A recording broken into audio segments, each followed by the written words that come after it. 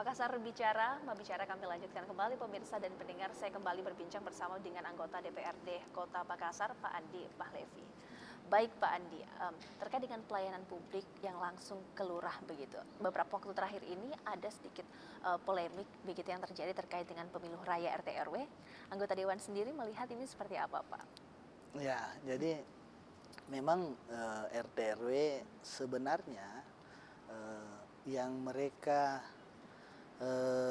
protes itu PJ-nya, karena PJ-nya itu ada yang tidak sesuai dengan keinginan warga, ada yang sesudah sesuai. Jadi intinya masyarakat mau dipercepat pemilu raya itu supaya ada yang definitif. Tapi kan pemerintah kota juga punya pertimbangan sendiri terkait pemilu raya itu. Karena pemilu raya RT RW pasti punya dampak terhadap pemilihan yang kedepannya.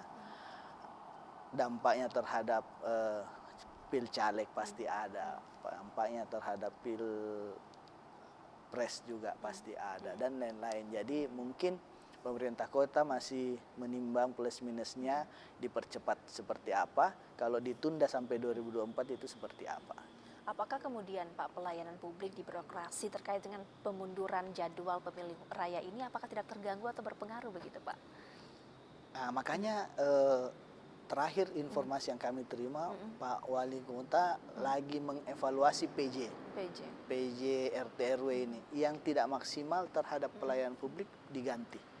Nah, untuk mengantisipasi itu, intinya pemerintah tidak mau pelayanan publik itu terputus. Jadi kalau lurahnya sudah bagus, camatnya sudah bagus, loh kenapa di PJ RT RW-nya yang mandek? Nah, ini yang harus diperbaiki gitu. Jadi terakhir informasi yang kami dapat, Pak Wali Kota lagi mengevaluasi PJ-nya, PJ RT RW supaya bisa mengakomodir dan diterima oleh masyarakat yang ada di bawahnya. Kemudian Pak, Anda melihat pertimbangan yang diambil oleh pemerintah kota ini apakah memang sudah tepat begitu terhadap pemunduran 1 tahun lebih pemilu rayanya? Ya, jadi tepat tidak tepat saya pikir masing-masing punya argumen, masing-masing punya. Tapi yang jelas diundur harus dipikirkan plus minusnya baik atau tidaknya, dipercepat pun seperti itu.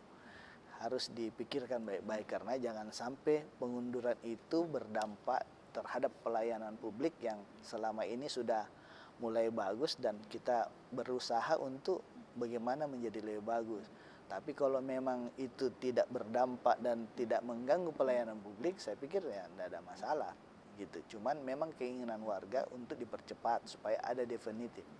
Keinginan warga dipercepat dan kemudian dikhawatirkan begitu terjadi konflik di masyarakat. Bisa berikan edukasi Pak untuk pemirsa di rumah supaya bisa lebih paham terkait dengan pilihan kemunduran pemilu raya ini. Silakan Pak. Iya, jadi memang harus dipertimbangkan bagaimana baik dan buruknya, tapi saya harap warga bisa sabar, bahwa warga bisa menahan diri karena tidak mungkin pemerintah kota itu mau mengorbankan pelayanan publik yang selama ini sudah mulai bagus dengan menunda 1 tahun lebih untuk pemilihan RT RW itu. Jadi saya pikir kita sama-sama harus menunggu, kita harus melihat apa yang terbaik untuk warga Kota Makassar. Jadi selagi pelayanan publiknya masih bagus sesuai dengan regulasi, tidak ada yang masalah begitu ya Pak ya? Baik, saya kembali ke reses Anda Pak. Selain masalah pelayanan publik, infrastruktur, apalagi isu yang menonjol kemudian mengemuka di masyarakat?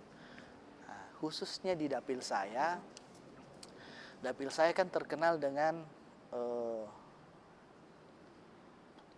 perang kelompok. Iya, Talo ya Pak ya? Talo itu di Baraya, itu di Panampu, itu terkenal dengan perang kelompok. Jadi hampir semua ibu-ibu termasuk bapak-bapak minta adanya program pemberdayaan pemuda. Karena dia melihat ini anak-anak muda kalau tidak ada kegiatannya pagi, malam itu dia begadang, malam itu dia kumpul-kumpul. Nah, biasa pada saat itulah terjadi. Jadi kalau ada pemberdayaan pemuda, ada program yang dibuatkan, ada kegiatan yang dia harus lakukan pada saat pagi hari, mungkin itu bisa mengurangi gitu, karena semua warga khususnya orang tua sudah mulai resah. Dan kami juga di Dapil 2 sudah apresiasi dengan pihak kepolisian dan aparat keamanan, tentara, karena itu sudah mulai ditekan. Beberapa titik sudah tidak ada lagi keributan seperti yang kemarin-kemarin. Terkait ini juga sejalan ya Pak ya, soal angka kriminalitas kita di Kota Makassar yang cukup tinggi, busur dan lain-lain. Dari Dewan sendiri Pak, Anda melihat apakah memang untuk pemberdayaan pemuda di Kota Makassar diperlukan perda khusus begitu yang mengatur ini? Iya, harusnya sih ada. Ya. Tapi kan kita sebenarnya sudah punya perda yang mengatur itu, bagaimana kepemudaan. Ada intinya sebenarnya adalah bagaimana pengangguran ini bisa kita tekan, karena rata-rata mereka yang terlibat dengan tawuran, keributan dan lain-lain itu mereka yang tidak mempunyai kegiatan sama sekali. Jadi orang tuanya juga berharap kalau bahasanya mereka kasih gigi pekerjaan ini anakku, kesian, karena kalau tidak ada pekerjaannya itu dia bikin terus gitu. Kami juga merasa memang harus pemerintah harus hadir untuk memberikan yang terbaik terhadap itu. Baik, jadi bisa dibilang angka pengangguran yang tinggi, kemudian dibutuhkan pemberdayaan bagi mereka. Peran apa yang bisa diambil pemerintah kota, Pak? Ya, jadi kan pemerintah kota ini punya banyak program di Dinas Pemuda dan Olahraga. Nah, di program itu dia bisa melibatkan pemuda di tiap kelurahan. Dia ambil beberapa pemuda di tiap kelurahan untuk diberikan edukasi. Terus di Dinas Sosial juga ada KUBE, kelompok usaha bersama. Ada bengkel, ada dan lain-lain. Itu bisa digalakkan semua. Minimal ada yang bisa dia lakukan.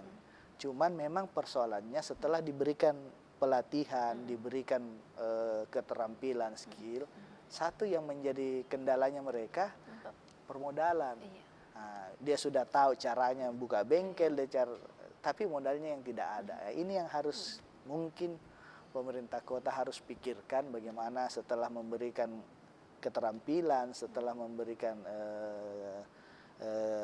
keahlian, bagaimana caranya mereka mendapatkan modal supaya hal itu bisa kita tekan. Dari sekian banyaknya Pak poin-poin tadi yang menjadi masukan dari warga di dapil Anda, mana Anda melihat mana yang perlu menjadi prioritas? Yang paling menjadi prioritas sebenarnya program kepemudaan, karena kalau infrastruktur sudah mulai hampir semua jalan, hampir semua lorong sudah mulai bagus, terang ya, Pak?